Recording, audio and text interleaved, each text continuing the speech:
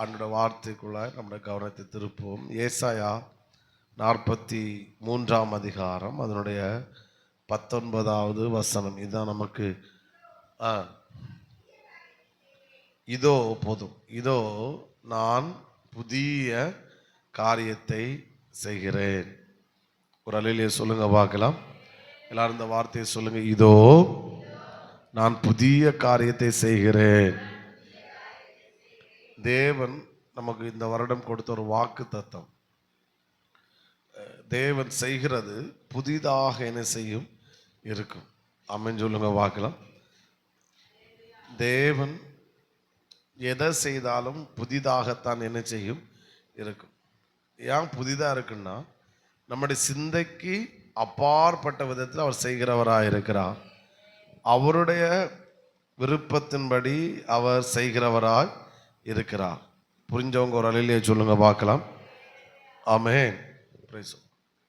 அப்போ அவர் புதிய, என்னுடைய வாழ்க்கையிலே தேவன் ஒரு புதிய காரியத்தை செய்யும் போது என்ன நடக்கும்? நான் அடுத்த கட்டத்துக்கு செல்லுகிறவனாய் இருக்கிறேன். ஆமென் சொல்லுங்க. தேவன் வெரி குட். நீங்கள் இதே ஃபயரில் இருந்தால் மட்டும்தான் இது மூவ் ஆகும். இது ரெவலேஷனாக இருக்கனால நீங்கள் இருக்கிற பொறுத்து தான் அடுத்த இதுக்கு போகும். இல்லைன்னா அது ஸ்டாப் ஆச்சுன்னா ஸ்தோத்திரம். அதனால் உங்கள் கையில் தான் இருக்குது. ஆமென் சொல்லுங்க பார்க்கலாம். தேவன் எனக்கு புதிய காரியத்தை செய்யும்போது என் வாழ்க்கை அடுத்த கட்டத்துக்கு செல்லுகிறதா இருக்கிறது. ஆமென் சொல்லுங்க பார்க்கலாம். மனுஷன் செஞ்சா இருக்கிறத கீழே போயிடும், அப்படிதானே? ஆனால் கர்த்தர் செஞ்சா என்ன நடக்கும்? நான் இன்னும் அடுத்த கட்டத்துக்கு செல்லுகிறவனாய் இருக்கிறேன். ஹல்லேலூயா. ஆமென். அதுதான் கர்த்தர் புதிய காரியம். ஏன்னா என் சிந்தைக்கு, என் விருப்பத்திற்கு, என் ஆசைக்கு, என்னுடைய எதிர்பார்ப்புக்கு அப்பாற்பட்ட விதத்திலே கர்த்தர் செய்கிறார். ஏன் அடுத்த கட்டத்துக்கு தேவன் செய்யும்போது அடுத்த கட்டத்துக்கு செல்லுகிறது என்றால், ஆமென் ஸ்தோத்திரம், தேவன் என்னுடைய திராணிக்கு தக்க அவர் செய்ய மாட்டார். அவருடைய திராணிக்கு தக்க அவர் செய்கிறவராக இருக்கிறார். புரிகிறவங்க ஒரு அல்லேலூயா சொல்லுங்க பார்க்கலாம். அவருடைய திராணிக்கு தக்கதாக என்ன செய்கிறார்? அவர் செய்கிறார். அதனால தான் அவர் செய்யும்போது என் வாழ்க்கை அடுத்த கட்டத்துக்கு செல்லுகிறதாக இருக்கிறது. இந்த நாம் சொல்லிக்கொண்டே வருகிறேன். ஆண்டவர் சித்தமான நம்ம இந்த ஜெப நாட்கள் முழுவதும் அடுத்த கட்டத்தை குறித்து தான் நாம் தியானித்து ஜெபிக்க போகிறோம். ஆண்டவர் கிருபை செய்வாராக. அப்போ நம்ம புரிஞ்சிட்டு, தேவன் எனக்கு ஒரு புதிய காரியத்தை செய்யும்போது என் வாழ்க்கை என்ன செய்கிறது? அடுத்த கட்டத்துக்கு போகிறது. ஏன் அடுத்த கட்டத்துக்கு போகிறது என்றால், தேவன் என்னுடைய திராணிக்கு தக்க அவர் செய்யாமல் அவருடைய திராணிக்கு தக்க அவர் எனக்கு செய்கிறவராக இருக்கிறார். புரிகிறவங்க சத்தம் ஒரு அல்லேலூயா சொல்லுங்க பார்க்கலாம். ஓகே, நம்ம இந்த ஜெப நாட்கள் முழுதும் அடுத்த கட்டம் சொல்லிக்கொண்டே இருப்போம். எனவே இன்னைக்கு நான் இன்ட்ரோடக்ஷனாகத்தான் சில அடுத்த கட்டம், அந்த வார்த்தையோட அர்த்தமும் அடுத்த கட்டம் என்றால் என்ன என்பதை குறித்து நான் சொல்லுகிறேன். இது ஸ்தோத்திரம், இந்த அறிவு நமக்கு வரும்போது தான் நாம் இன்னும் உள்ளே போகும்போது, ஆழங்களுக்குள் செல்லும்போது அதை குறித்த வெளிப்பாடு நமக்கு கிடைக்கும். அது நம்முடைய அனுபவமாகவும் காணப்படும். ஒரு அல்லேலூயா சொல்லுங்க பார்க்கலாம். அடுத்த கட்டம், இந்த வார்த்தையோட அர்த்தம் நம்ம முதலாவது இதில் ஒரு 4 காரியங்களை சொல்லுகிறேன். அதன் பிறகு அடுத்த கட்டம்னா என்னது அப்படின்றத நான் சொல்லுகிறேன். நம்முடைய இது அதாவது நம்முடைய நோக்கம் என்னென்னா, அடுத்த கட்டத்துக்கு போகும்போது என்ன நடக்கும் அதைத்தான் நம்ம தியானித்து ஜெபிப்போம். கர்த்தர் சித்தமானால் இன்றைக்கே 1-2 காரியங்கள் சொல்ல முடியும்னா சொல்லுவேன். இல்லைன்னா நாளைக்கு பகலில் நான் திரும்ப அதை குறித்து சொல்லி நாம் அதை ஜெபித்து அதை அனுபவிக்கிற ஒரு அனுபவத்தை கர்த்தர் நமக்கு தருவாராக. ஆமென். அடுத்த கட்டம் என்கிற வார்த்தை முதலாவது அடுத்த கட்டம் என்பது என்னுடைய ஆவிக்குரிய வளர்ச்சியை என்ன செய்கிறது? காட்டுகிறது. ஆமென் சொல்லுங்க பார்க்கலாம். அப்போது அதான் அந்த கணுக்கால் அளவு, முழங்கால் அளவு, இடுப்பளவு, நீச்சல் ஆழம், இதெல்லாம் நாம் கணுக்கால் அளவு இருக்கும்போது அது ஒரு லெவல். ஸ்தோத்திரம். அடுத்து முழங்கால் அளவு போகும்போது அது அடுத்த லெவல். நான் எந்த அளவுக்கு ஆழத்துக்குள் இறங்குறேனோ அந்த அளவுக்கு நான் அடுத்த கட்டத்துக்கு செல்லுகிறேன். அது எதை காட்டுது? என்னுடைய ஆவிக்கு நான் இறங்க இறங்க தண்ணிக்குள்ள நான் போக போக தண்ணியின் என் மேல் வருகிறது அதிகமாக இருக்கிறது. அப்போ அடுத்த கட்டம் என்பது முதலாவது என்னுடைய ஆவிக்குரிய வளர்ச்சியை என்ன செய்கிறது? காட்டுகிறது. ஆமேன். இப்படி இப்படி எழுதிக்கோங்க. அதாவது அடுத்த கட்டம் என்பது என்னுடைய ஆவிக்குரிய வளர்ச்சியை காட்டுன்னு சொன்னேன். அதனுடைய அதை இன்னொரு விதமாக எழுதுன்னா, ஆவிக்குரிய வாழ்க்கை நான் வளர்ச்சி அடையாமல் அடுத்த கட்டத்திற்கு செல்ல முடியாது. அதையும் புரிந்து கொள்ளணும். ஆமேன். அப்போது நான் அடுத்த கட்டத்துக்கு செல்லணும்னா என்னிடத்துல மிக தேவையான மிக முக்கியமான ஒன்று என்னது? நான் என்னுடைய ஆவிக்குரிய வளர்ச்சி அடைய வேண்டும். ஆமேன். அந்த வார்த்தையின் அடுத்து என்னுடைய ஸ்பிரிச்சுவல் growth. அப்போது ஸ்பிரிச்சுவல் growth அடைந்தால் மட்டும்தான் எங்கே போக முடியும்? அடுத்த கட்டத்துக்கு போக முடியும். இப்போ வீட்டிலே ஒருத்தன் இருக்கிறான்னா அவனால் அடுத்த கட்டத்துக்கு போக முடியாது. ஜபம் இல்லை, ஆராதனை இல்லை, தேவனோடு உள்ள உறவு இல்லை, சபையோடு ஐக்கியம் இல்லை. இது ஒன்று இல்லைன்னா என்னால் எங்கே போக முடியாது? சொல்லுங்க. அடுத்த கட்டத்திற்கு செல்ல முடியாது. அப்போது நான் எந்த அளவுக்கு ஆவிக்குரிய வாழ்க்கையில் வளர்ச்சி அடைகிறேனோ அந்த அளவுக்கு தான் நான் எங்கே போக முடியும்? அடுத்த கட்டத்திற்கு செல்ல முடியும். புரிஞ்சவங்க ஒரு அலையிலேயே சொல்லுங்க பார்க்கலாம். ஆமேன். என்னோடு கூட இந்த வார்த்தையை சொல்லுங்க. ஆவிக்குரிய வாழ்க்கையில் வளர்ச்சி அடையாமல் வெரி குட் அடுத்த கட்டத்திற்கு செல்ல முடியாது. ஆமேன். இப்படி சொல்லுங்க. எந்த அளவு ஆவிக்குரிய வாழ்க்கையில் வளர்ச்சி அடைகிறேனோ அந்த அளவிற்கு நான் அடுத்த கட்டத்திற்கு செல்லுகிறேன். ஆமேன். சத்தம் முறையிலே சொல்லுங்க பார்க்கலாம். புரிஞ்சவங்க ஹல்லேலூயா. அப்போது நான் அடிக்கடி சொல்லுவேன், ஸ்பிரிச்சுவல் குரோத்தில் ஒருபோதும் நாம் திருப்தி அடையவே கூடாது. ஆவிக்குரிய வாழ்க்கையில் இந்த ஜப நாட்டில் கர்த்தங்களோடு பேசுவார், இடைபடுவார். வார்த்தை அது சந்தோஷத்தை தரலாம், மகிழ்ச்சியை தரலாம், மன நிறைவை தரலாம். ஆனால் அது திருப்தி என்ன செய்யக்கூடாது? அடையவே கூடாது. திருப்தி அடைஞ்சிட்டிங்கனாலே முடிஞ்சு. ஆமேன். திருப்தின்றதோட இன்னொரு வார்த்தையோட அர்த்தம் போதும். அதான் அதனுடைய திருப்தி. ஆமேன். ஸ்தோத்திரம். அந்த தீர்க்கதரிசி புத்தருடைய மனைவி கடனுக்குள் இருக்கும்போது எலிசா தீர்க்கதரிசியின் கொண்டு வைத்து பாத்திரங்களை வர வைத்து எண்ணெய் நிரப்பப்படுகிறது.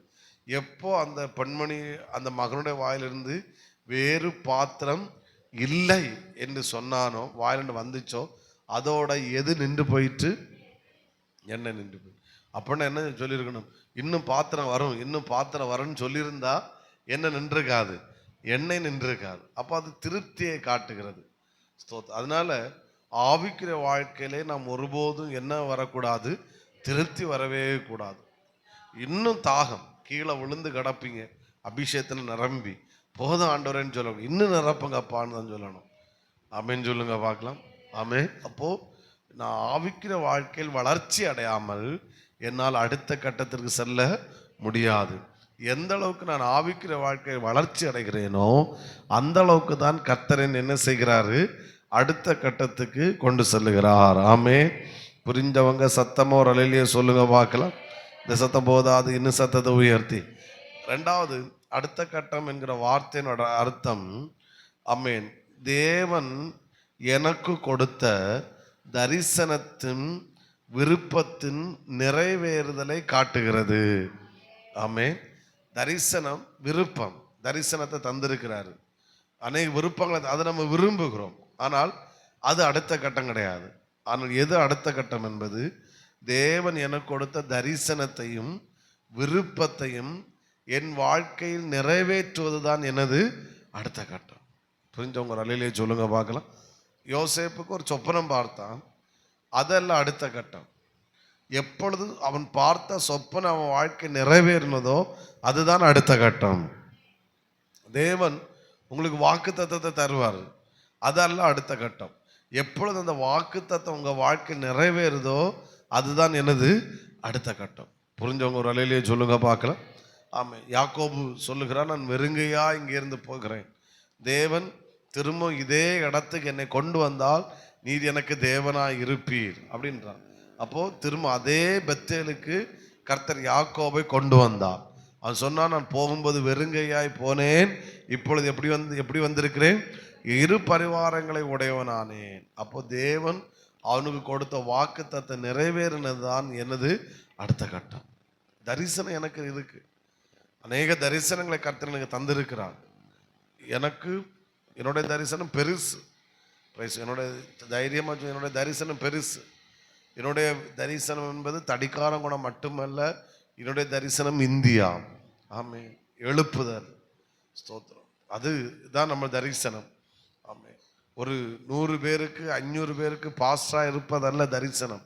குறைஞ்சது ஒரு 10,000 பேருக்காவது பாஸ்டரா இருக்கணும். குறைஞ்சது அந்த 10,000 பேரை நம்ம ரட்சிப்புக்குள்ள நடத்தின ஆத்துமாக்களா இருக்க வேண்டும். அந்த 10,000 பேருக்கு நம்ம ஞானஸ்நானம் கொடுத்ததா இருக்கணும். ஏன்னா வேர்ல்டு பாப்புலேஷன்ல அதிக ஜனத்தொகை கொண்ட ஒரு தேசத்துல கர்த்தர் நம்மளை வச்சிருக்கிறார். சீனாவை ஓவர்டேக் பண்ணி இப்ப பெய்யாச்சு. அதிக மக்கள் தொகை கொண்ட நாடு இப்ப இந்தியா இருக்கு. அப்ப அந்த நாட்டுல கர்த்தர் நம்மளை வச்சிருக்கிறாரு. அந்த நாட்டுல இருந்துட்டு நம்ம 100 பேர் 500 பேர் 1000 பேர் சொல்றது முட்டாள்தனம். பிரைஸ் எல்லாம் குறைஞ்சது ஒரு 1 லட்சமாவது நம்ம கொண்டு வரணும். அப்போ தரிசனம் பெறுது. அப்போ எப்பொழுது நம்ம அந்த தரிசனத்தை கொஞ்சம் கொஞ்சமாய் நம்ம அடைகிறோமோ, சுதந்திரிக்கிறோமோ, அதுதான் கர்த்தர் நம்ம எங்க கொண்டு போவது, அடுத்த கட்டத்துக்கு கொண்டு போகுது. உங்களுக்குள் தரிசனம் இருக்கிறதா? பல விருப்பங்கள் இருக்கிறதா? ஆமே, விசுவாசியுங்கள். அடுத்த கட்டத்துக்கு கர்த்தர் கொண்டு போகிறாருன்னு அவருடைய அர்த்தம் என்னன்னா, அதை கர்த்தரின் வாழ்க்கையில சுதந்திரிக்க வைக்க போகிறாரு. என்னுடைய தரிசனத்துக்கு, என் தரிசனத்தில் நான் கால் எடுத்து வைக்கிறேன். என் விருப்பத்தை நான் சுதந்திரிக்க போகிறேன். இஸ்ரவேல் ஜனங்கள் எகிப்தை விட்டு வெளியே வந்தது மட்டுமல்ல, அடுத்த கட்டம் இஸ்ரவேல் ஜனங்கள் எப்பொழுது கானான் தேசத்தை சுதந்திரித்தார்களோ அதுதான் அடுத்த கட்டமாக இருக்கிறது. ஹல்லேலூயா, புரியுதா? ஆமேன். அப்போ அந்த ஒன்று என்னுடைய ஸ்பிரிச்சுவல் குரோத்தை காட்டுது. 2 என் தரிசனத்தை நிறைவேறுதலை அது என்ன செய்யுது, காட்டுது. ஆமேன். எல்லாருக்குள்ள தரிசனம், உங்களுக்குள்ள ஒரு வெறி இருக்கணும். அதான் நம்ம பிரயாசப்படணும். நம்ம 2 வாரம் நம்மளோட பேசினேன். ஒரு நோஞ்சான இருக்கக்கூடாது. சில பொறுப்பில் இருக்கிறவங்க இருக்கீங்க, உங்களுக்கு நீங்கள் செய்கிற ஊழியத்தை குறித்து ஒரு பெரிய தரிசனம் இருக்கணும். கேர்சல் லீடர்ஸ் இருக்கிறீங்கன்னா சோத்திரம், எப்படியாவது ஒரு 10 பேர் வந்தால் போதும், அப்படி ஜெபம் பண்ணிட்டு போகணும். அந்த குறுகிய மனப்பான்மையில் இருக்கக்கூடாது. ஸ்தோத்திரம். ஒரு அலையிலேயே சொல்லுங்க பார்க்கலாம். எங்கள் தெருவில் இருக்கிறவங்க எல்லாம் கேர்சல் ப்ரேயர் எங்கள் வீட்டில் தான் உட்காரணும். அம்மீன், வர மாட்டேங்குது. ஸ்தோத்திரம். அல்லேலூயா. பாஸ்டர் இவ்வளோ யார் டீ போட்டு கொடுப்பா, அந்த மாதிரி பொரியலோன்னு தெரியலை எனக்கு. ஸ்தோத்திரம். ஒரு எங்கள் கர்த்தர் என்ன எங்கள் தெருவில் இந்த ஊரில் என்ன இந்த பொறுப்பில் உட்கார வச்சிருக்கிறான்னா, எங்கள் இந்த பகுதியில் ரட்சிக்கப்படாத நபர்கள் இருக்கவே கூடாது. குடி பழக்கத்துக்கு அடிமைப்பட்டவர்கள் இருக்கவே கூடாது. இவர்கள் எல்லாம் ரட்சிக்கப்படணும். எங்கள் ப்ரேயர் மூலம் ஒரு பெரிய அசை உண்டாகணும். அப்படி ஒரு பெரிய தரிசனம் இருக்குன்னா உங்கள் ப்ரேயரே அது வேற மாதிரி இருக்கும். Price the Lord. ஹல்லேலூயா சொல்லுங்க பார்க்கலாம். உங்கள் பயன்படுதல் வித்தியாசமாக இருக்கும்.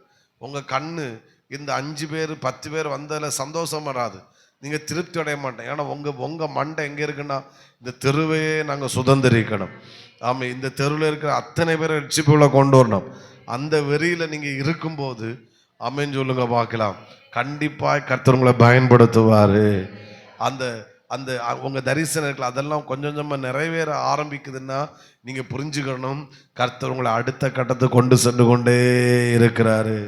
சண்டேஸ் கிளாஸ் டீச்சர்ஸாக இருக்கீங்க, சண்டேஸ் கிளாஸ் ஊழியத்தில் இருக்கீங்க, ஒரு பெரிய தரிசனம் இருக்கணும். இந்த வருஷம் இந்த எங்கள் இதில் சண்டேஸ் கிளாஸ் இத்தனை பிள்ளைகளை ஆண்டு கொண்டு வரணும், இத்தனை பிள்ளைகளை ஆவிக்குரிய விதத்தில் நடத்தணும், வசனத்தை சொல்லி கொடுக்கணும். இந்த பிள்ளைகளில் இந்த வருஷத்தில் ஒரு பெரிய மாற்றத்தை நாங்கள் பார்க்கணும். எங்கள் கையில் இந்த பிள்ளைகளை கர்த்தர் தந்திருக்கிறாரு, இந்த ஊழியத்தை தந்திருக்கிறாரு. ஆமென். அப்படின்னு ஒரு பெரிய தரிசனம் இருந்தால் கர்த்தர் நிச்சயமாக உங்களை பயன்படுத்துவார். உங்களை நீங்கள் செய்கிற ஊழியமே அது சாதாரணமானதாக இருக்கவே இருக்காது. தரிசனம் உள்ளவன் 100 பேருக்குள்ள ஆத்மாக்குள்ள திருப்தி அடைஞ்சிருவான். தரிசனம் இல்லாதவன் தரிசனம் உள்ளவன் அவன் ஸ்தோத்திரம் 100 பேர் அவன் ஒரு 10,000 ஆத்துமாக்களாவது கேட்பான். ஆண்டவரே எங்கள் சர்ச்சுக்கு ஒரு 10 சென்ட் இடம் தந்தா போதும் ஆண்டவரேன்னு சொல்கிறவன் ஊழியக்காரன். ஆனால் ஆண்டவரே 5 ஏக்கர் தந்தாலும் போதாதப்பா அப்படின்னு ஒரு ஆள் கேட்குறான்னா அவன் தரிசனம் உள்ளவன். ஆமென், பிரைஸ் தி லார்ட், ஹல்லேலூயா. நான் வந்து ஒரு திருநெல்வேலியில் இருக்க ஒரு ஊழியர் கூட்டத்தை போன பார்த்து ஒரு பாஸ்டர் சொன்னது என்னை ரொம்ப டச் பண்ணுச்சு. அந்த வேர்டு எனக்கு மறக்கவே மறக்காது. அவர் இப்படி சொன்னார், நம்ம ஊரில் சர்ச் இருக்கக்கூடாது, நம்ம சர்ச்சில் தான் அந்த ஊரே இருக்கணும் அப்படின்னாரு. ஒரு ஆள் தான் கை தட்டுது, ஏன்னா புரிஞ்சிருக்குன்னு நினைக்கிறேன். நான் சொல்கிறேன், தடிக்காரங்குணத்தில் சர்ச் இருக்கக்கூடாது, நம்ம சர்ச்சே தடிக்காரங்குணத்தில் தான் இருக்கணும். ஆமென், பிரைஸ் தி லார்ட். அதாவது என்னென்னா தரிசனம் உள்ளவன் பேசுகிறது மக்களுக்கு புரியாது. கடைசி வரைக்கும் என்ன செய்யாது, புரியாது. அதான் உண்மை. சோத்திரம். ஆனால் இதெல்லாம் அடுத்த கட்டத்துக்கு நம்ம போகணும் அப்படின்ற அந்த வெறி ஏற ஏற என்னாகுன்னா, என்னுடைய தரிசனத்தை நிறைவேறுதல் தான் என்னுடைய வாழ்க்கையின் அடுத்த கட்டமாக என்ன செய்கிறது இதுக்கு. அதனால் ஒரு பெரிய தரிசனம், ஒரு புதிய ஆண்டுக்குள்ளே போகிறீங்க.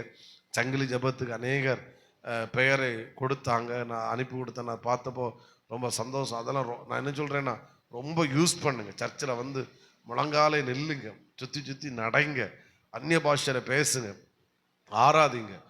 ஜப குறிப்பு இருக்கும், அதை வச்சு ஆண்டவர் பாரப்படுத்த ஜபம் பண்ணுங்க. இல்லைன்னா அதை ஜப குறிப்பை முன்ன வச்சுட்டு மணியை பார்த்து பார்த்து பார்த்து பார்த்து அப்படி பண்ணால் சங்கிலி ஜபம் போர் அடிக்கும். ஸோ அது ஒரு ஒழுங்கு நம்ம வச்சு அதுக்காக ஜபம் பண்ணுங்க.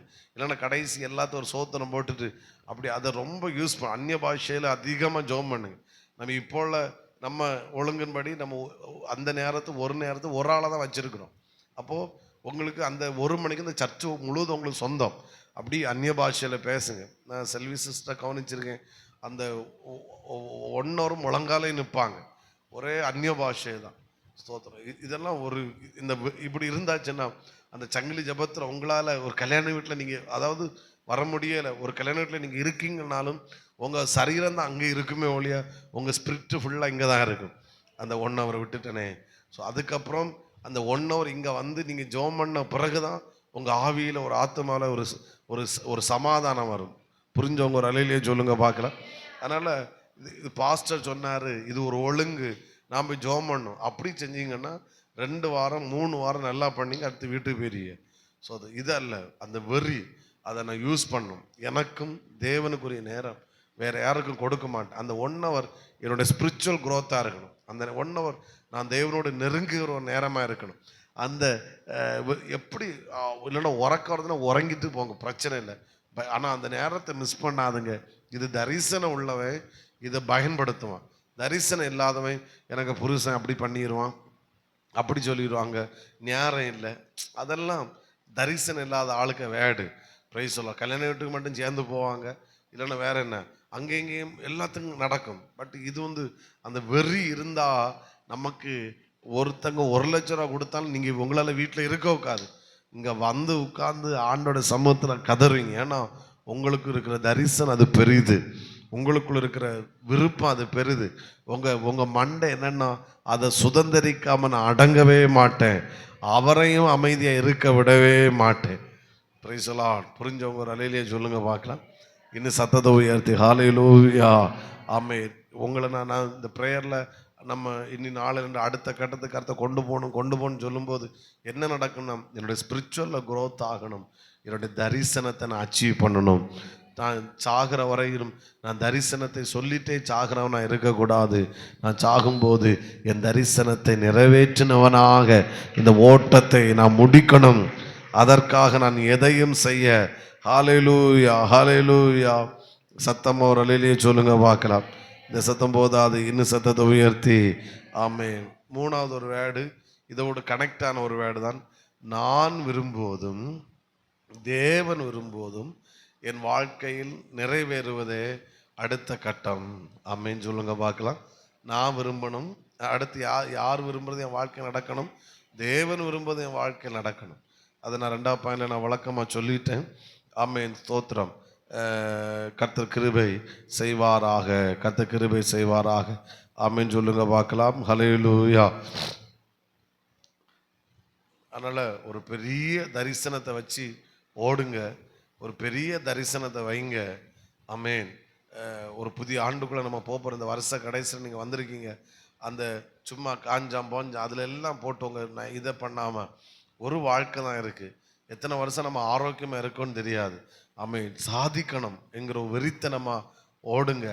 நான் சொல்கிறேன், நீங்கள் சாதாரணமானவர்களாக இருக்கவே மாட்டீங்க. உங்கள் வாழ்க்கை திரும்பி பார்க்கும்போது தேவனுக்கு நன்றி செலுத்துகிறதாகத்தான் கர்த்தர் நிச்சயமாய் வைப்பாராக. நல்லா கையை தட்டி ஆண்டவரை ஸ்தோத்திரம் பண்ணுங்க. ஹல்லேலூயா. மறைவிடமே என்னூரை விடமே ஆராதனை ஆமென். மறைவிடமே என்னூரை விடமே ஆராதனை உமக்கு. ஓகே, இனி தான் என்னோட அடுத்த கட்டத்திற்கு செல்ல என்ன செய்யணும், இல்லைன்னா அடுத்த கட்டம் என்றால் என்ன, நெக்ஸ்ட் லெவல் என்றால் இதில் தான் ஒரு 7 காரியங்களை நான் சொல்கிறேன். அதனால தான் நான் அதை விளக்குறேன் நினைக்காமல் இப்படி உள்ளே வந்துட்டு இந்த 7 காரியங்கள் இன்றைக்கி நான் சொல்லி முடிச்சிடுறேன். அப்போ இதை குறித்து ஒரு தெளிவான ஒரு விளக்கம், ஒரு தெளிவு நமக்கு கிடைக்கும். அப்போ இன்னும் வேகமும் வைராக்கியமும் நமக்குள்ளே அதிகமாய் கர்த்தர் தருவாராக. ஒரு அழிலே சொல்லுங்க பார்க்கலாம். ஆமாம். ஒன்று, எந்த அளவிற்கு என்னுடைய மனக்கண்கள் திறக்கப்படுகிறதோ, எந்த அளவுக்கு என்னோட ஆவிக்குரிய கண்கள் திறக்கப்படுது, அதை தலைப்பு இப்படி சொல்லலாம். அடுத்த கட்டம் என்றால் என்ன, அல்லது அடுத்த கட்டத்துக்கு செல்ல என்ன செய்யணும், அதை குறித்த நான் ஒரு 7 காரியங்கள். ஒன்று, என்னுடைய மனக்கண்கள் எந்த அளவுக்கு திறக்கப்படுகிறதோ அந்த அளவுக்கு தான் என்னால் அடுத்த கட்டத்துக்கு செல்ல முடியும். ஆமென். Praise the lord. ஸ்தோத்திரம். எல்லாரும் சொல்லுங்க, இந்த வார்த்தை எழுதும் போதே சொல்லுங்க, எந்த அளவுக்கு என்னுடைய மனக்கண்கள் திறக்கப்படுகிறதோ அந்த அளவிற்கு தான் என்னால் அடுத்த கட்டத்திற்கு செல்ல முடியும். ஆமென். மனக்கண்கள் திறக்கப்படாத பட்சத்திலே என்னால் அடுத்த கட்டத்திற்கு செல்ல முடியாது. எந்த அளவுக்கு என்னுடைய ஸ்பிரிச்சுவல் ஐஸ், ஆவிக்குரிய கண்கள் எந்த அளவுக்கு திறக்கப்படுதோ அந்த அளவுக்கு தான் என்னுடைய வாழ்க்கை என்ன செய்ய முடியும், அடுத்த கட்டத்துக்கு என்ன செய்ய முடியும், செல்ல முடியும். அதனால தான் தாவீது ஜெபித்தாரு, வேதத்துள்ள அதிசயங்களை பார்க்கும்படிக்கு என் கண்களை திறந்தார். பவுல் ஜெபிக்கும் போது இப்படி சொல்லுகிறார், கர்த்தர் உங்களுக்கு பிரகாசமுள்ள மனக்கண்களை தந்தருளும்படி நான் உங்களுக்காக வேண்டிக் கொள்ளுகிறேன். அப்போ நான் நெக்ஸ்ட் லெவல் போவது எதன் அடிப்படையில் இருக்கிறது, என்னுடைய மனக்கண்கள் என்ன செய்யப்படுகிறது, ரெவலேஷன் பேசுகிற சபையிலே கண்கள் திறக்கப்படும். நம்ம சர்ச்சில் நம்ம ரெவலேஷன் தான் நம்மோடு பேசுகிற ரேமா வேர்டு. அப்போது அதை நம்ம தியானிக்க நம்முடைய கண்கள் என்ன செய்யப்படுகிறது, திறக்கப்படுகிறது. ஓ, இவ்வளோ இருக்கு, இது இருக்கா, தேவனால் இதெல்லாம் செய்ய முடியுமா, அவருக்கு இது லேசான காரியம் தானா, அப்படியா. நம்ம ஸ்தோத்திரம் போன கிறிஸ்துமஸ் சர்வீஸில் தேவன் செய்த கிரியைகளை பார்த்தோம். அது மரியாளுக்கும் யோசேப்புக்கும் செய்த கிரியை என்று சொன்னால் அவருடைய இன்னொரு அர்த்தம், தேவனுடைய மனக்கண்களை திறந்து விட்டார். அவ்வளோதான். என்ன மனக்கண்களை திறந்து விட்டார், பரிசுத்தாவினால். இது மரியாள் கற்பம் தரித்தது ஏதோ ஒரு நீ நினைச்ச மாதிரி அல்ல, பரிசுத்தாவினாலே அவள் கற்பம் தரித்திருக்கிறாள். முதல்ல அவன் என்ன நினைச்சான், ஏதோ ஒரு விதமாக கற்பம் தரிச்சு நினைச்சனால தான் அவளை அவமானப்படுத்த துணியாமல் ரகசியமாக தள்ளி விடலான்னு நினைச்சான். ஆனால் கர்த்தர் கண்களை திறந்த போது மத்தேயு 1 கடைசியில் வருது, அவன் அவளை சேர்த்து கொண்டான். அப்போ என்ன திறந்துட்டு, மனக்கண் திறந்துட்டு. இவள் முதல்ல சொல்றா, இது எப்படி நடக்கும், கண்ணை திறந்து விட்ட உடனே அது சொல்றா, இதோ நான் ஆண்டவருக்கு அடிமை அப்படின்னு உம்முடைய சித்தத்தின்படி என் வாழ்க்கையில் என்ன செய்யட்டும், நடக்கட்டும், அவரால் முடியும். ஆமென் சொல்லுங்க. அப்போ இப்போ எங்கிட்ட கேட்டிங்கன்னா, கர்த்தர் நம்முடைய கண்களை திறந்திருக்கிறார், இல்லைன்னு சொல்ல முடியாது. ஆனால் இன்னும் நம்முடைய கண்களை திறப்பாராக. புரிகிறவங்க சத்தமாக ஒரு அழிலே சொல்லுங்க பார்க்கலாம். ரெண்டாவது, எந்த அளவுக்கு தேவனை குறித்தும் தேவனுக்குரியவைகளை குறித்தும், அவருடைய வல்லமை, வரங்கள், கிருபைகள் அதெல்லாம் சேர்த்தா ஒரே வார்த்தை, தேவனுக்குரியவைகள்.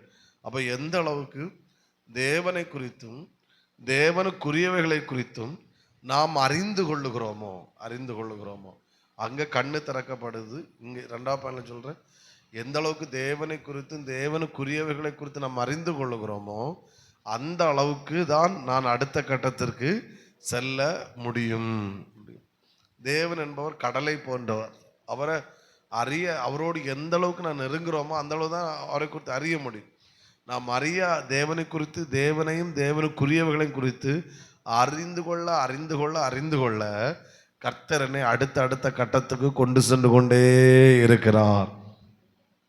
நீங்க இந்த ஃபாஸ்டிங் ப்ரேயர்ல நம்ம நெக்ஸ்ட் லெவல் சொன்னோன்னா நீங்க நினைச்சிடக்கூடாது அப்போ அடுத்த கட்டத்தை நான் வந்து முடிச்சிட்டேன் அப்படின்னு நினைக்கக்கூடாது. அடுத்த கட்டத்துக்கு கர்த்தர் நம்மளை கொண்டு வந்திருக்கிறாரு. ஆனால் அடுத்த கட்டத்திற்கு இன்னும் நான் வந்து முடியவில்லை. ஆண்டவர் சித்தமாக அடுத்த 2025 நம்ம நெக்ஸ்ட் லெவல்னு சொல்லி கர்த்தர் நம்மளை தியானிக்க வைப்பார். ஒரு ஆமே. அப்போ அடுத்த கட்டம் நாட் எண்டு, முடிவு கிடையாது. ஆமாம். ஆனால் இப்போ இருக்கிற லெவலை விட்டு இன்னொரு லெவலுக்கு கர்த்தர் கொண்டு வந்திருக்கிறாரு. ஆனால் அதோடு முடியக்கூடாது. இன்னும் அடுத்த கட்டத்துக்கு சென்று கொண்டே இருக்க வேணும். தேவனை குறித்தும் தேவனுக்குரியவர்களை குறித்தும் எந்த அளவுக்கு நான் அறிந்து கொள்ளுகிறேனோ அந்த அளவுக்கு தான் தேவன் என்னால் அடுத்த கட்டத்திற்கு செல்ல முடியும். ஒரு ஆமேன்னு சொல்லுங்க பார்க்கலாம். புரிகிறவங்க சத்தத்தை உயர்த்தி, காது கேட்கல இன்னும் சத்தமாய் ஹல்லேலூயா. 3வது ஒரு வேர்டு இதோடு கனெக்ட் ஆன ஒரு வேர்டாக, அதாவது தேவன் என்னிடத்தில் செயல்படுவதற்கு என்னுடைய இருதயத்தை நான் எந்த அளவுக்கு திறந்து கொடுக்கிறேனோ அந்த அளவுக்கு தான் நான் அடுத்த கட்டத்துக்கு செல்ல முடியும். புரிஞ்சவங்க ஒரு அலையிலே சொல்லுங்க பார்க்கலாம். ஆமாம். அப்போ தேவன் எனக்குள்ளே செயல்படுவதற்கு நான் எதை திறந்து கொடுக்கணும்? Very good.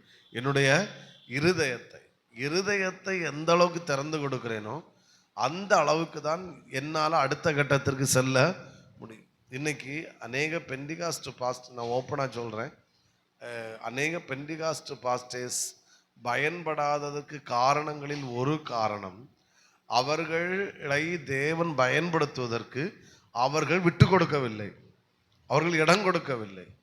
ஸ்தோத்திரம்.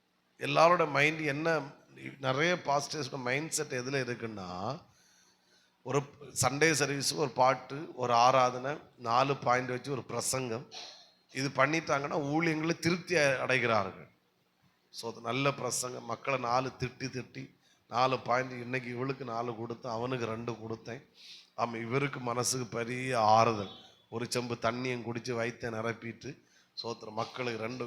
நோ நான் சொல்கிறேன், அது வேண்டான்னு சொல்லலை, அது அந்த பக்கம் இல்லை. அதுக்கு அடுத்த கட்டம் இன்னும் எவ்வளோ காரியங்கள் இருக்கிறது. சிலர்லாம் ஒரு 100 விசுவாசிகள் வந்து விட்டால், 150 விசுவாசிகள் வந்துட்டால் ஏதோ சாதித்த மாதிரி ஒரு ஃபீலிங். ஸ்தோத்திரம். நேற்றைக்கு ஐரேனிபுரத்தில் ஊழியத்து போயிருந்தோம். அந்த பாஸ்டர் லெனிஸ் அவங்க அப்படி சொன்னார். அவர் இயேசு வரப்போகிறான்னு சொல்லும்போது எனக்கு பயமாக இருக்குது அப்படின்னார்.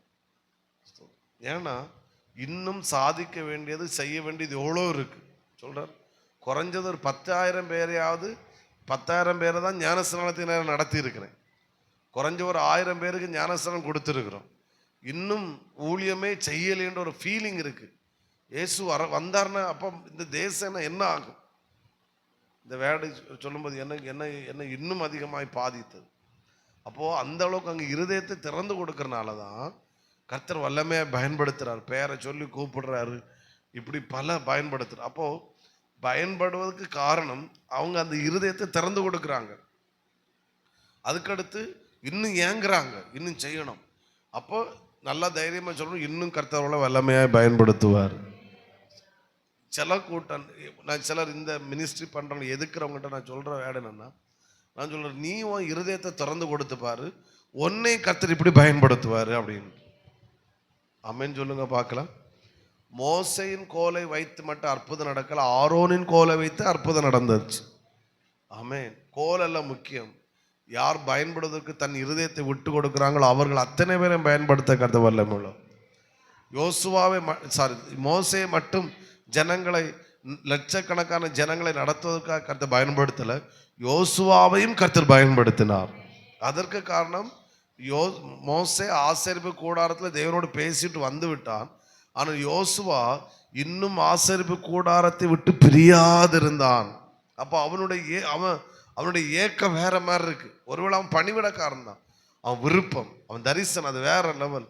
நான் பணிவிடக்காரனா இப்ப இருந்தாலும் நான் சாதிக்கணும். அப்போ அவன் இருதயத்தை திறந்து கொடுத்தனால கர்த்தர் அடுத்த தலைவனா யோசுவாவை கர்த்தர் தெரிந்தெடுத்தார்.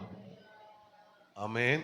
உங்களை கொண்டு வல்லமையான காரியங்களை கர்த்தர் செய்யணும்னா நீங்க அடுத்த கட்டத்துக்கு போகணும்னா மிக மிக முக்கியமான காரியம் உங்க ஹார்ட்டை இன்னும் விரிவாய் திறந்து கொடுக்கணும். அப்படின்னு அர்த்தம்னா இன்னும் அதிகமாக அவரை விசுவாசிக்கணும். இன்னும் அவரால் முடியும். ஒரு ஆள் அப்படி துள்ளி சாடியாச்சுன்னா உடனே நினைச்ச பிசாசு பிடிச்சிருக்கணும். ஸோ நோ, அந்த ஆள் இருதயத்தை திறந்து கொடுக்குது. ஸோ கீழே விழலாமா அப்படின்னு ஆராய்ச்சி பண்ணி நீ அதே இடத்துல உட்கார்ந்துக்கிட்டு, ஆனால் அவன் லெவல் எங்கேயோ போயிட்டே இருக்கு. நம்ம என்ன நினைக்கிறோம், 4 கைத்தட்டு 10 அந்நிய பாஷை பேசினா திருப்தி. இல்லை இல்லை இல்லை, நான் சொல்றேன் ஸ்பிரிச்சுவல்ல எவ்வளோ ஆழங்கள் இருக்கிறது. புரிகிறவங்க அல்லையே சொல்லுங்க பார்க்கலாம். வேதத்தில் எழுதி வச்சிருக்கு. நான் சொல்றேன், நீ 4 பாயிண்ட் பிரசங்கத்தோட திருப்தி அடைந்தா என்னைக்கு உன் நிழல் பட்டு வியாதியஸ்தர்கள் சுகமாவது. புரிஞ்சவங்க ஒரு அலையிலேயே சொல்லுங்க பார்க்கலாம். பேதுருடத்துல ஆண்டவர் பயன்படுத்தும் ரீசன்ல ஒரு பெரிய ரீசன்னா, பேதுருடத்துல என்ன காணப்பட்ட, தேவன் செய்ததை நான் செய்ய வேண்டும் என்று பேதுரு விரும்பினான். அந்த ஒரே காரணம் தான் அவன் நிழல் பட்டு வியாதியஸ்தர்கள் சுகமானது. சத்தமா ஒரு அலையிலே சொல்லுங்க பார்க்கலாம். நான் சொல்றேன், வேதத்தில் சொல்லப்பட்ட இந்த மனிதர்களை கொண்டு தேவன் இப்படிப்பட்ட காரியங்களை செய்ய முடியும்னா ஏன் நம்முடைய தலைமுறையில் நம்மை கொண்டு கர்த்தரால் செய்ய முடியாது? நம்ம இருதயத்தை திறந்து கொடுப்போம், விசுவாசிப்போம். ஆண்டவர் உம்மளால முடியும், உம்மளால முடியும்னு மட்டும் சொல்லாதுங்க. ஆமை என்னை கொண்டு கிரியை செய்ய உம்மால முடியும். தாவீது தான் சொல்லுகிறான், உம்மாலே நான் சேனைக்குள் பாய்வேன், உம்மாலே நான் மதிலை தாண்டுவேன். பவுல் சொல்லுகிற, என்னை பலப்படுத்துகிற கிறிஸ்துவினாலே எல்லாவற்றையும் செய்ய எனக்கு பலன் உண்டு. உங்களை நான் பிளஸ் பண்றேன். உங்க கேன்சல் பிரேயர்களுக்கு வெகு சீக்கிரத்தில் 100கணக்கான ஜனங்களை கர்த்த கொண்டு வருவாராக. உங்க ஹார்ட்டை திறந்து கொடுங்க, அவரால் முடியும்னு சொல்லுங்க. உங்க ஜபத்துல ஒரு 4 வியாதி சுகாயிட்டுன்னா போதும் சொல்லிடுவாங்க. அந்த சிஸ்டர் நடக்கிற ப்ரேயருக்கு நான் போனனால எனக்கு இந்த கட்டி கரைஞ்சு போச்சு, எனக்கு இந்த கேன்சர் நீங்கி போச்சுன்னு சொன்னாச்சுன்னா அடுத்த வாரம் சோத்திர உங்க வீட்டுக்கு கூரை பொத்துட்டு தான் ஆட்கள் உள்ள இறக்கணும். சோத்திரம் அப்படி கிரியை செய்ய கர்த்தரால் முடியும். ஆமென் சொல்லுங்க பார்க்கலாம். கிதியோன் கேட்கலாம், எங்கள் பிதாக்கள் விவரித்து சொன்ன அற்புதங்கள் எங்கே கேளுங்க. பைபிள்ல பவுலை கொண்டு செய்த அற்புதங்கள், பேதுருவை கொண்டு செய்த அற்புதங்கள், இயேசுவை நீர் செய்த அற்புதங்கள் ஏன் எங்களை கொண்டு நடக்கவில்லை? நீர் எங்களை கொண்டு செய்ய வைக்க உம்மால முடியும் என்றால் நீங்க விசுவாசித்த கர்த்தரதை செய்ய வல்லமுள்ளவராயிருக்கிறார். சில பழைய பரிசுத்த அவரெல்லாம் ஆண்டவர் அப்படி பயன்படுத்து, அவரை போல இப்ப யாரும் கிடையாது அப்படின்னு சொல்ல எனக்கு கோபம் வரும். பின்னெடுத்து நீ இருக்கிற, பின்னெடுத்து கர்த்தர் ஒன்னு அழைச்சு கொண்டு வந்திருக்கிறார். அந்த தேவ மனிதர்களை கர்த்தர் பயன்படுத்தணும் கண்களால் நீ பார்த்திருக்கிறாய் என்றால் நீ சொல்ல வேண்டியது, அவர்களை பயன்படுத்த முடியும்னா என்னையும் பயன்படுத்த அவரால முடியும். புரிகிறவங்க ஒரு அலையிலே சொல்லுங்க பார்க்க. நான் சொல்றேன், ஆயிரக்கணக்கான சபை ஆத்துமாக்களை கர்த்தர் கொண்டு வர வைக்க வல்லமுள்ளவராக இருக்கிறார். நான் டிக்ளேர் பண்றேன், குறைஞ்சது 10,000 விசுவாசிகளாவது கர்த்தர் மனோஜ பாஸ்டரா வைப்பாரு. அந்த 10,000 ஜனங்களை ஆதாயப்படுத்துவதற்கு கர்த்தர் கிரியை செய்ய வல்லமுள்ளவராக இருக்கு.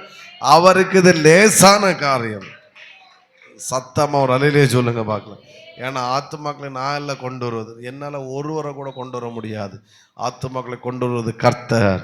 அன்றைக்கு ஆதி சபையில் ஒரு பிரசங்கத்தில் 3000 பேர் ரட்சிக்கப்பட வைக்க அவரால் முடியும் என்றால் ஏன் இன்றைக்கு செய்ய அவரால் முடியாது? இன்றைக்கு அவர் செய்ய வல்லமுள்ளவராக இருக்கிறார். ஆமென். சும்மா ஒரு குறுகிய மனப்பான்மை நமக்குள் இருக்கிற வரையிலும் நம்மளால் அடுத்த கட்டத்துக்கு செல்லவே முடியாது. நம்முடைய இருதயத்தை எந்த அளவுக்கு விசாலமாக்குறோமோ, தேவன் எந்த அளவுக்கு என்ன கிரியை செய்ய முடியும் விசாலமாக்குறோமோ அந்த அளவுக்கு கர்த்தர் கிரியை செய்ய வல்லமுள்ளவராக இருக்கிறார். உங்க தரிசனத்தை உங்களோடு கூட இருக்கிறவங்க புரிந்து கொள்ளவே முடியாது. அவர்கள் ஒருவேளை பரியாசம் பண்ணுவாங்க. ஆனா கிரியை நடந்தபோது சொல்லுவாங்க, அப்பவுமே நினைச்சேன் இந்த ஆள் ஒரு சாதாரணமான ஆள் இல்லைன்னு. முதல்ல என்ன செய்யும்? பரியாசம் பண்ணும். ஒரு அலையிலே சொல்லுங்க பார்க்கலாம். இயேசு 5 அப்பத்தையும் 2 மீனையும் எடுத்து 5000 பேர் கொடுத்த போது ஜனக்கூட்டம் வந்துட்டு. ஒரு அலையிலேயே சொல்லுங்க பார்க்கலாம். அங்கே அடுத்து இயேசு தன் தரிசனத்தை வெளிப்படுத்துகிறாரு. நானே ஜீவப்பமா இருக்கிறேன், என்னை விசுவாசிக்கிறவன் புசிப்பான், இவன் புசித்தால் மறிக்க மாட்டான் அப்படின்னு சொன்ன உடனே ஜனங்கள் எல்லாரும் போயிட்டாங்க. 5 அப்பம் 2 மீன் கொடுத்தோன்னா கூடுனவங்க தரிசனத்தை இயேசு ரிலீஸ் பண்ண ஆரம்பிச்சோன்னா இப்போ 12 கூடனரை எடுத்தாங்க. அங்க மீதி வந்து அப்பம், இப்ப மீதி வந்து 12 சீசன் மட்டும்தான், மீதி ஒருத்தனும் கிடையாது. இவரை நம்ம எப்படி சாப்பிடுவோம்? ஏன்னா தரிசனத்தை புரிஞ்சுக்கிட மாட்டேன்.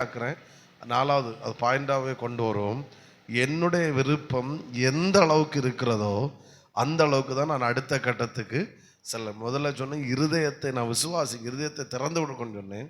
4வது பாயிண்ட்ல நான் எந்த அளவுக்கு என்னுடைய விருப்பம் இருக்கிறதோ அந்த அளவுக்கு தான் என்ன செய்ய முடியும்?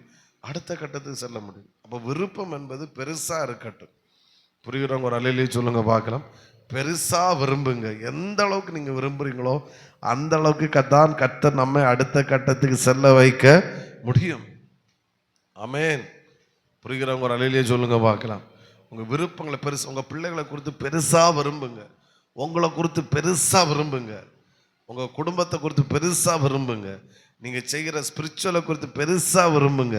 நீங்க எந்த அளவுக்கு விரும்புகிறீர்களோ அந்த அளவுக்கு தான் கர்த்தர் நம்ம என்ன செய்ய முடியும்? அடுத்த கட்டத்திற்கு கொண்டு செல்ல முடியும். புரிகிறவங்க சத்தமா ஒரு அலையிலே சொல்லுங்க பார்க்கலாம். ஆமென். இன்னும் சத்தமா ஹல்லேலூயா. அடுத்து ஒரு முக்கியமான காரியம், இது 12:45 தாண்டிட்டு நான் வேகமா போறேன். நான் நினைக்கிறேன் சிலருக்கு ஒரு பெரிய நல்ல ஒரு தெளிவு உண்டாகி கொண்டிருக்குதுன்னு நான் விசுவாசிக்கிறேன். ஆமென் சொல்லுங்க. ஆமென். அடுத்த கட்டத்து செல்ல எப்போ செல்ல முடியும்? நானும் தேவனும் எந்த அளவுக்கு நெருங்குகிறோமோ அந்த அளவுக்கு தான் அடுத்த கட்டத்துக்கு செல்ல முடியும்.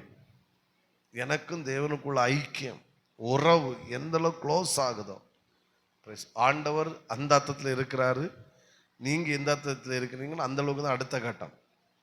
ஆனால் அந்த பக்கத்தில் இருக்கிற ஆண்டவரை நீங்க எந்த அளவுக்கு நெருங்குறீங்க, நெருங்கி நெருங்கி நெருங்கி எந்த அளவுக்கு கிட்ட நெருங்கி வர்றீங்களோ அந்த அளவுக்கு நீங்கள் நம்ம என்ன செய்து கொண்டே இருக்கிறோம்?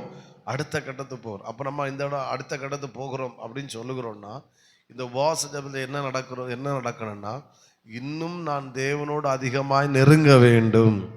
ஆண்டவர் நெருங்கி இருக்கிறீங்களா? கண்டிப்பாக நெருங்கி இருக்கீங்க.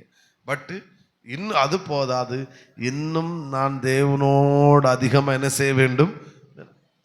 எந்த அளவுக்கு நெருங்குறோமோ அந்த அளவுக்கு தான் என்ன சொல்ல வெளிப்பாடுகளையும் தரிசனங்களையும் நாம் அதிகமாய் பெற்றுக்கொள்ள முடியும். புரிகிறவங்க சத்தமாக ஒரு அலையிலே சொல்லுங்க பார்க்கலாம். அப்போ என்ன செய்யணும்? நான் தேவனோடு இன்னும் அதிகமாக என்ன செய்யணும்? சொல்லுங்க சொல்லுங்க சொல்லுங்க. நெருங்கணும். அதாவது ஆவிக்கிற வாழ்க்கையின் அடுத்த கட்டத்துக்குரிய அடையாளங்கள் அப்படின்னு ஒரு மெசேஜ் ரெடி பண்ணி வச்சிருக்கேன். பட் இன்னும் பாயிண்ட் எல்லாம் வச்சிருக்கேன். நான் அடுத்த வருஷத்துல ஆண்டவர் தியானிக்க வைப்பார் நான் விசுவாசிக்கிறேன். அப்போது நீங்கள் கண்ணை மூடி அப்பாடு கூப்பிட்ட உடனே ஆண்டவரோடு உங்களால் நெருங்க முடியுதுன்னா, அவருடைய பிரசன்னத்தை அனுபவிக்க முடியுதுன்னா நீங்கள் அந்த அளவுக்கு ஆண்டவரோடு ஐக்கியமாக இருக்கிறீங்க. நான் அதான் சொன்னேன், வந்த உடனே நீங்கள் நல்லா ஸ்தோத்திரம் பண்ணுங்க, நல்லா ஜெபம் பண்ணுங்க, தேவனோடு ஆரம்பத்தில் கனெக்ட் ஆகுங்க. அது உங்களை அடுத்த கட்டத்துக்கு கொண்டு செல்லுகிறதாய் இருக்கிறது. புரிகிறவங்க ஒரு அலையிலே சொல்லுங்க பார்க்கலாம். இன்னொன்று, அடுத்த கட்டத்துக்கு செல்லும்போது நான் மற்றவர்களை சார்ந்து வாழ்கிறவனாக அல்ல, மற்றவர்கள் என்னை சார்ந்து வாழ்கிறவனாக கர்த்தர் வைக்கிறாரு. ஆமென். யாரையோ ஒரு ஆளை சார்ந்து இருக்கிறீங்கன்னா இன்னும் நம்ம அடுத்த கட்டத்துக்கு செல்லலை. ஆனால் அநேகர் என்னை சார்ந்து வாழ கர்த்தர் வைக்கிறாருன்னா கர்த்தரன் எங்கே கொண்டு போயிட்டு இருக்கிறாரு? சத்தமா அடுத்த கட்டத்துக்கு கர்த்தரனை கொண்டு சென்று கொண்டே இருக்கிறாரு. இன்னும் புரிகிறவங்க சத்தமா ஒரு அலையிலேயே சொல்லுங்க பார்க்கலாம். ஒன்றை கூட சொல்லி முடிக்கிறேன். ஆமே, 6 சொன்னேன் இன்னைக்கு, அப்படிதானா? 7வது சோத்திரம். 5 6 இனி 7. Okay, thank you. இதோட முடிக்கிறேன். நான் அடுத்த கட்டத்துக்கு செல்லும் போதுதான் நான் யார் என்பதையும் நான் எதற்குரியவன் என்பதையும் ஆமே நானும் அறிந்து கொள்ள முடியுது, மற்றவர்களும் அறிந்து கொள்ள முடியுது. திரும்ப அந்த வார்த்தையை சொல்றேன், பெரிய பெரிய வாய்டு. அடுத்த கட்டத்திற்கு செல்லும் போதுதான் நான் யார் என்பதையும் நான் எதற்குரியவன் என்பதையும் நானும் அறிந்து கொள்ள முடியுது, அடுத்து மற்றவர்களும் அறிந்து கொள்ள முடிகிறது. நம்ம ஆண்டவர் அனுமதிச்சால் யோசேப்புடைய வாழ்க்கை இருந்தால் நம்ம நாளையிலிருந்து தியானிக்க போகிறோம். அப்போ அது கவனிப்போம். அப்போது அவனுக்கு தெரியுது அவன் யார் என்பதை அவனும் அறிந்து கொள்ளுகிறான். எல்லாவற்றுமே பார்வன் அறிந்து கொள்ளுங்க. இவன் சாதாரணமான ஆளே கிடையாது, இவன் சிறைச்சாலையில் இருக்க வேண்டிய ஆளே கிடையாது. இந்த பெரிய பொறுப்பை இவன் கையில் கொடுத்தா அவன் எளிதாக ஹேண்டில் பண்ண யோசேப்பால முடியும் என்பதை பார்வோன் அறிந்து கொள்ளுகிறான். எப்போ அறிந்து கொண்டானோ அப்பொழுதே அவன் வாழ்க்கை அடுத்த கட்டத்துக்கு போய்விட்டது. கவனிங்க, பார்வோனுக்கு நம்பிக்கை வரல. இவன் கையில் இந்த பொறுப்பை கொடுத்தா இவன் நல்லா செய்வான் அப்படின்னு பார்வோனுக்கு நம்பிக்கை வரலன்னா சொப்பனத்துக்கு அர்த்தத்தை சொல்லிட்டு திரும்பவும் யோசேப்பு ஜெயிலுக்கு தான் போயிருக்கணும். ஆனால் அவன் யார் என்பதையும் எதற்குரியவன் என்பதையும் பார்வோன் அறிந்து கொண்ட போது அவன் திரும்ப சிறைச்சாலைக்கு செல்லவில்லை, மாறாக சிங்காசனத்துக்கு சென்றான். புரிகிறவங்க சத்தமா ஒரு வழியிலேயே சொல்லுங்க. நான் சொல்றேன், நீ யாருன்னு முதல்ல உங்களுக்கு தெரியணும் சிஸ்டர். நீ எதற்குரியவன் உங்களுக்கு முதல்ல தெரியணும். உலகத்து 2வது தெரியட்டும். நான் யாரு, எனக்கு கிருபையினால எனக்கு தெரியும் நான் யாருன்னு. எதற்காக கர்த்தர் என்னை அழைச்சார்னு தெரியணும். என் மேல இருக்கிற அழைப்பு என்னன்னு கிருபையால் எனக்கு தெரியும். என் மேல இருக்கிற அபிஷேகம் என்னன்னு கிருபையால் எனக்கு தெரியும். எனக்கு கொடுக்கப்பட்ட ஊழியம் என்ன என்பது எனக்கு கிருபையா தெரியும். இது எப்போ தெரியும்னா, நான் அடுத்த கட்டத்துக்கு செல்ல செல்ல செல்லதான் இதை குறித்து என்னால் அறிந்து கொள்ள முடியும். நான் அறிந்து கொள்வது மட்டுமல்ல, மற்றவர்களையும் கர்த்தர் அறிந்து கொள்ள கர்த்தர் வைப்பாரு. அறியணும். உங்க கூட இருக்கிறாங்க, இந்த சிஸ்டர் ஒரு சாதாரணமான ஆளு கிடையாது. இவங்களை குறித்த தேவ திட்டம் சாதாரணமானது கிடையாது. கர்த்தர் இவர்களை கொண்டு செய்ய போகிறது சாதாரணமானது கிடையாது. கர்த்தர் இவர்களை கொண்டு ஏதோ பெரியதை செய்ய போறாரு. அறியணும். கர்த்தர் அறிந்து கொள்ள வைப்பாரு. எப்போ? நீங்க அடுத்த கட்டத்துக்கு செல்லும் போது. சத்தமா ஆமேன் சொல்லுங்க பார்க்கலாம். ஆமேன். எனவே நான் விசுவாசிக்கிறேன், உங்களுக்கு ஒரு தாகமும் வாஞ்சையும் வைராக்கியமும் பெருகி இருக்குன்னு நான் விசுவாசிக்கிறேன். இதை குறித்து தெளிவு உண்டாயிருக்கு நான் விசுவாசிக்கிறேன். இயேசு நாமத்தை பிளஸ் பண்றேன். அடுத்த கட்டத்துக்கு நம்மளை கொண்டு சென்று தான் புதிய ஆண்டுக்குள்ளே கர்த்தர் நம்மளை பிரவேசிக்க வைப்பாரு. அதை தடுக்க ஒருவரால் முடியவே முடியாது. பெருசா விரும்புங்க. 2025 எல்லா வருஷத்தை போல ஒரு வருஷம் அதை பார்க்காதுங்க. பெருசா விரும்புங்க, பெருசா எதிர்பாருங்க, பெருசா பிரயாசப்படுங்க. ஆமேன்னு சொல்லுங்க பார்க்கலாம். ஒரு சாதாரணமான வாழ்ந்து நம்முடைய நாட்களை முடிக்க வேண்டாம். சாதிக்கிறவர்களாய் கர்த்தர் நம்மை மாற்றுவார்களாக. நம் அனைவரை சாதனையாளர்களாய் மாற்றுவாராக. ஆமேன் சொல்லுங்க. ஆமேன். யோசேப்பு போத்திபாரிடத்தில் பாவம் செய்யாததுக்கு பல ரீசன்ல ஒரு ரீசன், அவனுக்கு தெரியும் நான் யார் என்பது அவனுக்கு தெரியும், நான் எதற்குரியன் என்பது அவனுக்கு தெரியும். அது அறிஞ்சனால தான் போத்திபார்ட்ட டாட்டா சொல்லிட்டு போயிட்டே இருந்தான். ஆமேன். கற்களை மூடுவோம், நாம் ஜெபிப்போம். கர்த்தருக்கு சித்தமான நாளை பகல்ல அடுத்த கட்டத்துக்கு செல்லும் போது என்ன நடக்கும் என்பதை குறித்து நம்ம ஒரு 12 காரியங்களை ஆண்டவரின் சிந்தையில் போட்டிருக்கிறாரு. அதை வச்சு நம்ம சொல்லி குறைஞ்ச ஒவ்வொரு ஜெபத்திலும் 3-4 காரியங்களை அதை வச்சு நம்ம ஜெபிக்க போகிறோம். அதை அத்தனை நம்முடைய வாழ்க்கையில சொந்தமாக்குவாராக, சுதந்தரிப்பாராக. ஆமென். மறைவிடமே, என் உறைவிடமே, என் உறைவிடமே, கார்ச்சாவி ஆராதனை உமக்கு. சத்தமா சொல்லுங்க. மறைவிடமே, மறைவீடு ஆராதனை, ஆராதனை உமக்கு உங்கள் தலைக்கு மேலே கையை வச்சு ஒரு ஜோம் பண்ணுங்க. ஆண்டவரே, நான் அடுத்த கட்டத்துக்கு செல்வதற்கு நான் இடம் கொடுக்கிறேன். அடுத்த கட்டத்துக்கு செல்வதற்கு நான் விரும்புகிறேன். அடுத்த கட்டத்துக்கு செல்வதற்கு நான் ஆசைப்படுகிறேன். சொல்லுங்க, நான் இடம் கொடுக்கிறேன், நான் விரும்புகிறேன், நான் ஆசைப்படுறேன். அப்பா, நானும் இந்த ஜனங்களோடு சொல்கிறேன், நானும் அடுத்த கட்டத்துக்கு செல்ல விரும்புகிறேன், நான் ஆசைப்படுறேன். ஆமென், ஆமென். அது எங்கள் வாழ்க்கையில் நடக்கட்டும். ஆண்டவர் கையை கீழே போடுங்க. ஹல்லேலூயா.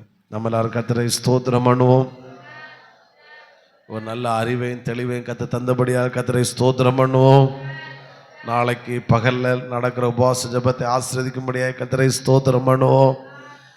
அநேகரை கொண்டு வரும்படியாக கர்த்தரை ஸ்தோத்திரம் பண்ணுவோம்.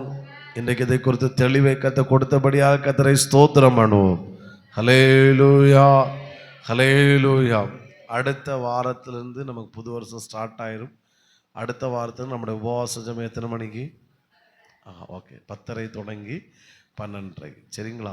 அதனால் நீங்கள் அதை மைண்டில் வச்சுக்கோங்க. 10:15 வந்து ஜோம் பண்ணுறோங்க, அப்படி ஜோம் பண்ணுங்க. 12:30 ஷார்ப்பாக முடிக்க ட்ரை பண்ணுவோம். 10:30 நம்ம மைக்கை எடுத்து நம்ம ஸ்டார்ட் பண்ணுவோம். 12:30 முடிக்க ட்ரை பண்ணுவோம். ஒருவேளை 5:10 ஆனாலும் நீங்கள் 12:45 முன்னாடிலாம் வீட்டுக்கு போயிடலாம். நல்ல பிதாவே, நன்றியோடு வாழ்த்துகிறோம், போற்றுகிறோம். இந்த நல்ல காலை வேளைக்காய் ஸ்தோத்திரம். இந்த உபவாச ஜெபத்தில் நாங்கள் ஜெபிக்க நெக்ஸ்ட் லெவலை குறித்து பலதை அறிந்து கொள்ள இன்ட்ரோடக்ஷனாக தியானிக்க கத்த கிருபை செய்யும். எங்களோட விருப்பம் அதிகரிக்கட்டும், விசுவாசம் அதிகரிக்கட்டும், எங்கள் தரிசனம் பெருகட்டும். நாங்கள் சாதிக்கிறவர்களாய் கத்தங்களை மாற்றும். இந்த ஜெபம் எங்கள் வாழ்க்கையில் மறக்க முடியாதா இருக்கட்டும், அடுத்த கட்டத்தை கொண்டு செல்லட்டும். இன்றைக்கு அந்த பிள்ளைகளுக்கு நான் ஜெபிக்கிறேன், ஆசீர்வதிக்கிறேன். எல்லா துதி கன மகிமையும் ஒருவருக்கே செலுத்துகிறோம். நாம மகிமைப்படட்டும் இயேசுவின் நாமத்தில் பிதாவே. என் ஆத்துமாவே கர்த்தரை ஸ்தோத்திரி, என் உள்ளமே கர்த்தர் செய்த சகல உபகாரங்களை மறவாதே. Amen. Hallelujah, hallelujah. God bless you. கர்த்தர் உங்களை ஆசீர்வதிப்பார்.